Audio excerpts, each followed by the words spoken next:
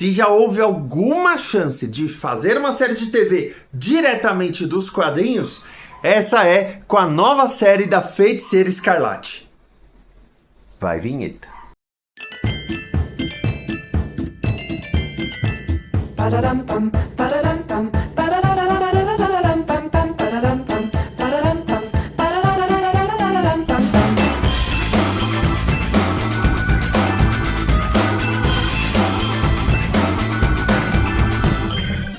Sejam bem-vindos ao The Mullet Show, programa sobre as coisas que passam pela minha cabeça. E nós sabemos que as produções audiovisuais precisam de cada vez mais material para criar, porque afinal eles querem lançar cada vez mais coisas, mais séries e mais filmes. E nisso que eu fiquei com uma surpresa muito agradável ao ler os 2 volumes da primeira série da Feiticeira Escarlate de 2023. E eu já explico. A Feiticeira Escarlate surgiu lá em 1963. Ela foi uma inimiga dos X-Men que depois entrou para os Vingadores em Avengers número 16. Dito isso, ela já teve inúmeras histórias, tanto nos Vingadores quanto nos X-Men, e ainda teve minis como a primeira minissérie de Visão e Feiticeira Escarlate, que foi quando eles tiveram os filhos. Além disso, ela passou por várias coisas. Teve Vingadores à Queda, teve Dinastia M, e quando ela tentou se reerguer, que foi na saga Vingadores vs X-Men, teve uma série mensal, que se não me engano é do James Robinson, que é basicamente uma sessão de terapia da Feiticeira Escarlate. A cada episódio ela tenta confrontar alguma coisa que a levou ao ponto de ruptura. Essa série é muito boa, tem as capas do David Ayer, mas ela só funcionava se você entendia do que ela estava falando o tempo todo, dos eventos que levaram até aquele momento. Não é o caso aqui, quando eu falo da atual série da Feiticeira Escarlate, Feiticeira Escarlate, que saiu em 2 volumes, e eu já adianto. Isso é como a primeira temporada. Já teve a segunda temporada, que é Feiticeira Escarlate Mercúrio, e a terceira temporada, que é a Feiticeira Escarlate com o Visão. Vamos um resumo da personagem, só para você entender o porquê que essa série é muito boa. A Wanda fez parte dos X-Men, dos Vingadores, como eu já falei, é irmã do Mercúrio, por muito tempo acreditou ser filha do Magneto, mas não é filha, mas se considera filha, se considera irmã da Polaris, que se considera filha do Magneto também. Além disso, ela casou com Visão, tiveram 2 filhos que por muito tempo ela acreditou que não existiam mais, mas existem, são o Thomas e o William, que são dos Jovens Vingadores. E além disso, o Visão depois teve uma outra família. Ele criou uma sintazoide com os padrões mentais da Wanda e tiveram 2 filhos. Isso tudo foi a série Visão do Tom King. Bom, o Mercúrio, irmão da Wanda, casou com a Crystallis, tiveram uma filha, a Luna, e depois eles se separaram. Bom, agora, por que essa série é tão boa e é uma série? Em primeiro lugar, uma série de televisão em seu piloto precisa apresentar um conceito básico, fácil de entender, para você entender como a série vai funcionar. Nesta série da Feiticeira Escarlate, escrita por Steve Orlando, com arte de Sara Pichelli e a arte geral de Russell Dauterman, e eu já vou falar dele, a Wanda montou uma lojinha de artefatos mágicos e chazinho pra cura e essas coisas, que é administrada pela Darcy. O Mercúrio vai lá visitar a irmã logo no piloto, então é pra lembrar que ela tem um irmão que tem super velocidade, mas é muito a relação dela com a Darcy. Se esse nome lhe é familiar, é porque é a estreia nos quadrinhos da personagem que apareceu nos 2 primeiros filmes do Thor e na série WandaVisão. É essa Darcy que eu tô falando, interpretada pela Kat Dennings, que eu já vou adiantar, tá? Na série não daria pra ser a Kat Dennings, e eles desenharam a Darcy muito diferente da Kat Dennings. Mas ok. Nesta loja, a Wanda instalou a última porta. E a primeira vez que ela fala a última porta é com letras vermelhas ainda por cima.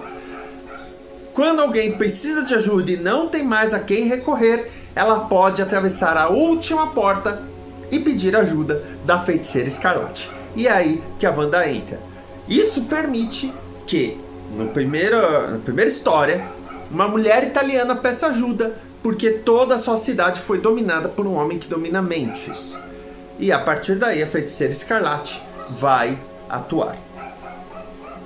Bom, nós temos um ponto básico de como vai funcionar a série.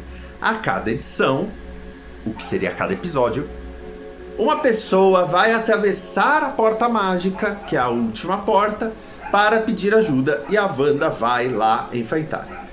Obviamente, em algum momento, essa batalha vem até a Wanda, e aí a Wanda tem que lidar com isso dentro da sua loja com a ajuda da Darcy. Também é estabelecido que a Darcy não está lá à toa. Ela atravessou a última porta, então ela também tem um perigo iminente. O que faz com que você queira acompanhar as próximas edições ou episódios para saber qual é o problema da Darcy. Toda a parte que eu contei sobre família, ela é colocada de uma maneira muito simples, muito esclarecida. Quando aparece o Mercúrio, é o irmão. Quando aparece a Polaris, é a irmã. Quando aparece a Luna, filha do Mercúrio, é a sobrinha. Além disso, no primeiro volume de Feiticeira Escarlate, é estabelecido o nível de poder dela, e é aí que entra a arte do Russell Dauterman, porque desde o Baile de Gala Infernal, lá dos X-Men, ele criou o visual em que o cabelo dela, que é um cabelo todo ondulado castanho, se mescla a uma névoa mágica, criando um visual diferente. Foi ele também que criou a ideia do cabelo da tempestade parecer uma nuvem de tempestade, tá? Então aqui dá pra ver essa ideia em ação. Este primeiro arco, que tem as 5 primeiras edições, ele termina com uma meia resolução, porque afinal nós estamos no meio da temporada. Quando você acha que você já compreendeu o escopo de tudo que a Wanda vai enfrentar, vem o segundo volume, Magnum Opus, e achei interessante que a Panini não traduziu o título, que seria a obra máxima, mas Magnum Opus, porque nesse segundo volume aparece uma vilã que está por trás de várias coisas que aconteceram durante a temporada, inclusive a aparição de Joseph. Quando ele aparece, a própria Wanda acha que se trata do Magneto, só que o Magneto estava morto naquele período. Na verdade, Joseph é um clone do Magneto que foi criado no meio dos anos 90. É interessante que o Joseph só fala que ele tem muito para limpar a própria imagem, mas ele não diz o porquê.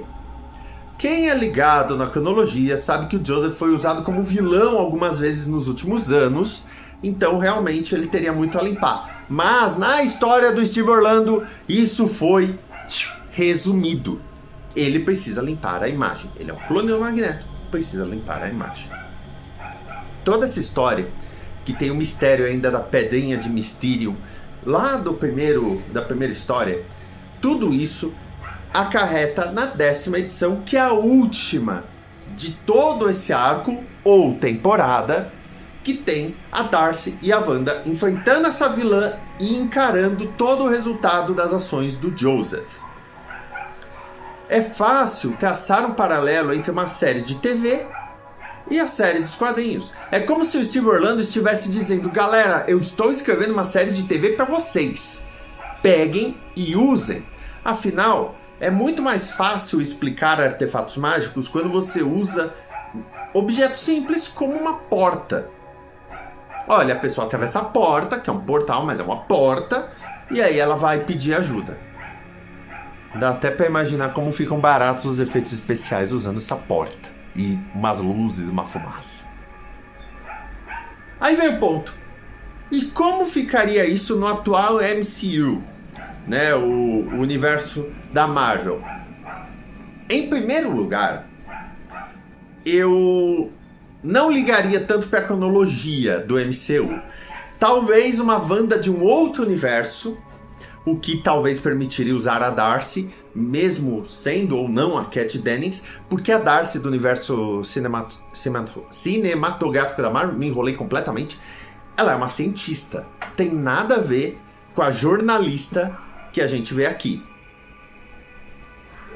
Se fosse dentro do MCU, você teria que trazer a Wanda de volta, trazer o Mercúrio de volta, estabelecer a relação deles com o Magneto, para daí toda essa relação familiar ficar clara e poder ser resumida. Agora, se a Marvel se permitir criar histórias paralelas em outros momentos, daí talvez seja possível criar essa série tal qual está no gibi. Porque é basicamente uma feiticeira, pode chamar Elizabeth Olsen mesmo, ela manda muito bem, como assistente, ajudando pessoas que atravessam uma porta mágica. E com isso, dá até para limpar um pouco a barra das decisões da Marvel em relação à Wanda dos últimos tempos. O que é mais ou menos o que a Marvel busca fazer com a Wanda dos quadrinhos, já que a Wanda dos quadrinhos é a responsável, por exemplo, por Vingadores da Queda e Dinastia M. Por um período, sei lá, 5 anos, todos os problemas dos Vingadores e dos X-Men foram causados pela Wanda. Então, nada melhor que limpar um pouco a imagem. Mais do que um gibi interessante para ler, Feiticeira Escarlate, volumes 1 e 2 de Steve Orlando, eles se tornaram uma leitura muito interessante de estudar. A partir do momento em que os quadrinhos já trabalham uma base muito clara de linguagem, lembrando que os quadrinhos têm um orçamento ilimitado, afinal não existem efeitos especiais, né? É tudo efeitos de cores e traços e tudo mais. Mais claro fica que as produções audiovisuais têm um universo riquíssimo do qual podem se basear. É só querer e ter boa vontade. Comentário e também aquele like. Assine o canal para saber o que estamos fazendo e temos a nossa comunidade também no Discord. Se você achar que merecemos, ajude através do Pix. Aqui tem outros vídeos para você continuar acompanhando. Até mais, amor e paz.